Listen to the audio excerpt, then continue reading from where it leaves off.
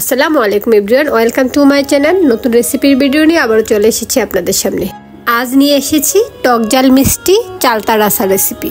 এই চালতার আচারটি আমার অনেক পছন্দের, সেজন্য সিজনে বানিয়ে রাখি, নর্মাল ফ্রিজে রেখে প্রায় 7-8 মাস পর্যন্ত খাই।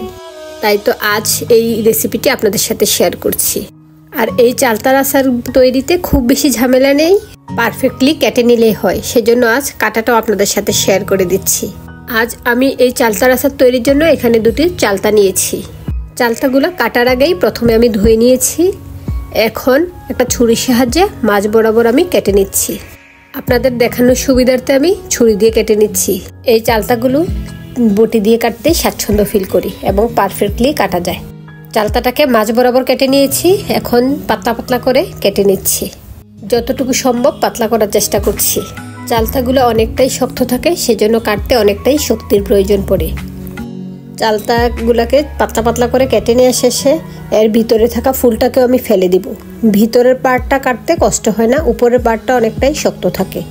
আর ভিতরে যে ফুলটা অর্থাৎ বিচির মতো যে ফুল অংশটা থাকে সেটা কেটে ফেলে দিচ্ছি। আর চালতাগুলোর উপরের সবুজ আবরণটা এখন কেটে ফেলে দিব।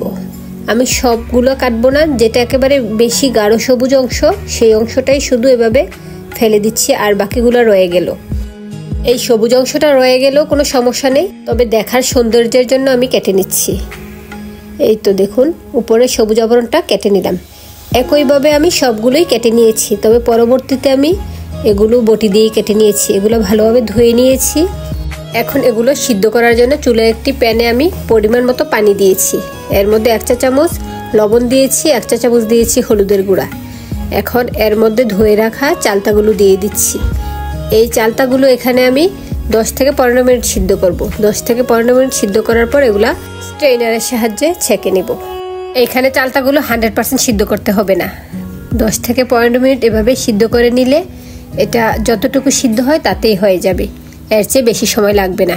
15 মিনিট ভাপিয়ে দেওয়ার শেষে এগুলোকে চুলা থেকে তুলে ছেঁকে নিচ্ছি। এখন আমি আচারের মশলাটা তৈরি করে নিচ্ছি। সেজন্য চুলায় একটি প্যানে আমি দিয়ে দিয়েছি 4টা শুকনো মরিচ।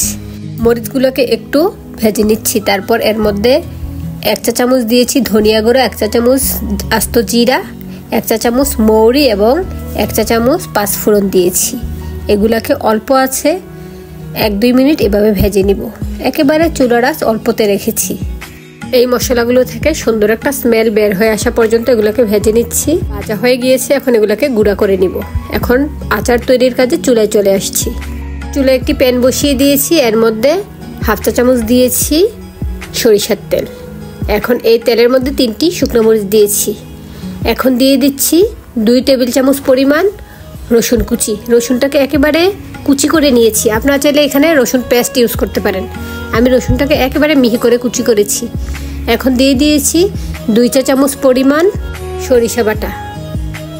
এগুলাকে ভালোভাবে নেড়ে চেড়ে ভেজে নিচ্ছি, যেন পড়ে না যায় সেদিকে খেয়াল রাখতে হবে। এদিকে 1 টেবিল চামচ পরিমাণ মরিচের গুঁড়া দিয়েছি। এখানে লাল মরিচের গুঁড়াটা ইউজ করছি। এগুলো ভেজে নেওয়া শেষে সিদ্ধ করে রাখা চালতাগুলো দিয়ে দিয়েছি। চালতাগুলো দেওয়ার পর এখন ভালোভাবে নেড়ে চেড়ে দিচ্ছি। ভালোভাবে নেড়ে চেড়ে মশলাগুলোর সাথে মিশিয়ে দিচ্ছি। অবশ্য এই চালতার আচারটা তেল ছাড়াও করা যায়, তবে আমি যে তেলটা দিয়েছি এটা পরিমাণে অনেক কম। আপনারা তেল ছাড়াও এই চালতার আচারটা বানিয়ে নিতে পারেন। ভালোভাবে নেড়ে চেড়ে মিশিয়ে দেওয়া শেষে এখন এর মধ্যে দিয়ে দিচ্ছি গুড়। এখানে আমি 1 কাপ পরিমাণ গুড় দিয়েছি। আপনারা গুড়ের পরিবর্তে চিনিও ইউজ করতে পারেন, তবে চিনি দিলে পরিমাণটা আরেকটু বাড়িয়ে দিতে হবে। গুড় দিয়ে ভালোভাবে নেড়ে চেড়ে জাল করে নিচ্ছি। গুড়টা গলে আসা পর্যন্ত নেড়ে চেড়ে দিচ্ছি। আর এই আচারের মধ্যে কোনো পানি ইউজ করব না। গুড়টা গলে যে পরিমাণ পানি হবে সেই পানিতেই চালতাগুলো পারফেক্টভাবে সিদ্ধ হয়ে যাবে। এর মধ্যে গুড়টা গলে এসেছে। এখন আমি নেড়ে চেড়ে এগুলোকে বেশ কিছুক্ষণ জাল করে নিচ্ছি। আর আপনারা চাইলে এই চালতার আচারে ফুড কালার ইউজ করতে পারেন, তবে আমি ফুড কালার ইউজ করছি না। এই গুড়ের কালারেই পারফেক্টলি কালার হবে। অবশ্য ছোটবেলা আমরা যে আচারগুলো কিনে খেতাম সেগুলোতে রং মেশানো থাকতো। এখন এর মধ্যে দিয়ে দিয়েছি 1/2 চা চামচ লবণ। লবণটা বুঝে দিতে হবে, কারণ শুরুতেই লবণ দিয়ে সিদ্ধ করেছি। আর এখন যে মশলাটা গুঁড়া করেছি সেই মশলার অর্ধেক পরিমাণে দিয়েছি। অর্ধেক দিয়ে ভালোভাবে নেড়ে চেড়ে দিচ্ছি। বাকি মশলাটা আমি পরবর্তীতে ইউজ করব। দেখুন এর মধ্যে গুড়টা গলে পারফেক্টলি কালার চলে এসেছে আর দেখতে অনেক সুন্দর দেখাচ্ছে। এর মধ্যে ভালোভাবে এগুলা সিদ্ধও হয়ে গিয়েছে, ভালোভাবে মিশে গিয়েছে সবগুলো উপকরণ। এখন এর মধ্যে বাকি যে মশলাটা ছিল সেটা দিয়ে দিয়েছি। এখন দিয়ে দিচ্ছি 1 টেবিল চামচ ভিনেগার বা সাদা সিরকা। এই ভিনেগার বা সাদা সিরকাটা দিয়ে নিলে এই আচারটা অনেক দিন পর্যন্ত ভালো রাখতে পারবেন। বেশি দিন ভালো রাখতে চাইলে এই সিরকাটা দিয়ে নেবেন। এই উপকরণগুলো দেওয়া শেষে ভালোভাবে মিশিয়ে নিচ্ছি। এর মধ্যে আচারটা রেডি হয়ে গিয়েছে।